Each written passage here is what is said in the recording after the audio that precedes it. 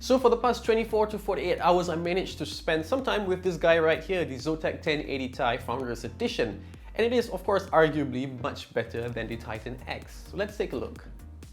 Now quickly jumping into the specs, the 1080Ti uses the same 16nm Pascal GP102 as the TitanX, 3584 CUDA cores, and of course 11GB of DDR5X RAM, just 1GB shy of the TitanX. Now the 1080Ti does come with a slightly higher base clock compared to the TitanX at 1480MHz and a boost clock of 1582MHz. Now I would think that a higher amount of allocation of RAM would definitely benefit those who are jumping into VR, 4K or even the 5K bandwagon. Now with all that, the 1080Ti still managed to achieve a TDP of only 250 watts, identical to the TitanX. Now aesthetically, there's only one thing that I love about Founders Edition cards are their solid backplates, which definitely eliminates any GPU sagging unlike third-party designs. Other than that, there really is no difference if you look at the I/O. They removed the DVI port to make room for additional cooling or ventilation, but I wouldn't expect much from the single blower. But if you're just about to grumble about the fact that there isn't a DVI port and something really isn't right, you should at least have a DisplayPort monitor if you're about to spend that much on a GPU.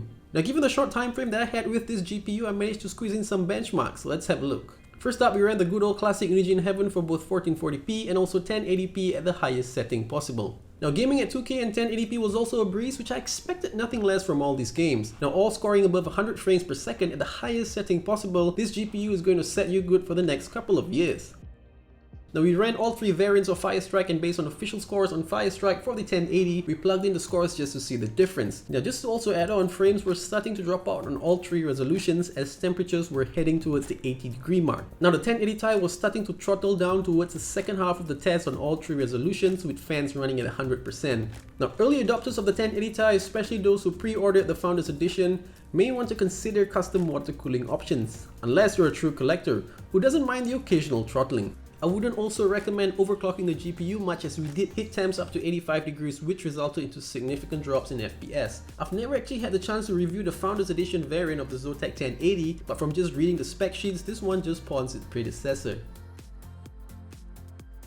But then again, I would think that the newly designed 1080Ti coolers, particularly from Zotac, would be something that you want to look out for in the next month or so. From a price point of view, it would be a lie for me to say that the 1080Ti is any way of being cheap, but for 3,600 ringgit, you get a 30% bump in performance for a whole lot cheaper compared to the TitanX. Well, I guess it really depends on your usage as well. Personally, I wouldn't splurge on one just yet, as my 1070 works perfectly fine on 2K resolution. But if you're thinking about moving on to 4K and beyond, this is your alternative to the TitanX.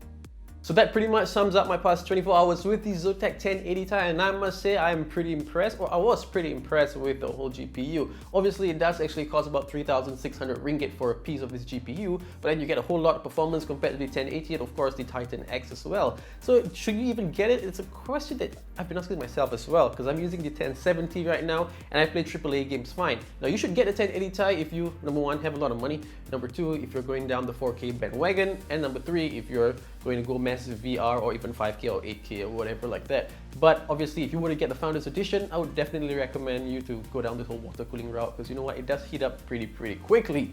You know what, a big shout out to EtechPC and of course Zotac Malaysia for making this happen and for providing me with this particular loan unit. And any other questions, leave them in the comments section below as well. Hit the subscribe button if you have not, and I'll see you in my next one. Bye bye.